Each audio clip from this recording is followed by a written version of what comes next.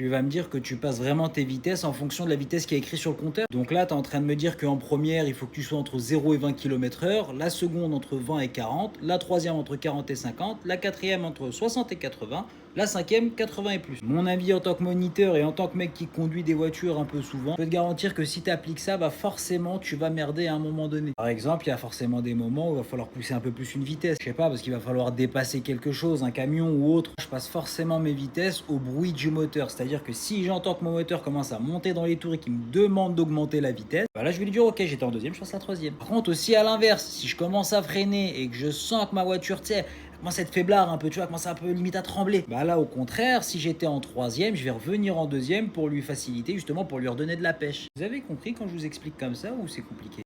Rassurez-moi quand même, vous êtes au courant du glitch pour avoir le code du premier coup. Attends, je vais vous expliquer tout ça. Première astuce, si tu veux réussir ton code du premier coup, c'est de réviser au bon endroit. Arrête les séries YouTube, les séries cheloues. Ça, c'est nul, oublie. Fais ça plutôt, tu vas pouvoir réviser avec des questions officielles, les mêmes que le jour de l'examen là.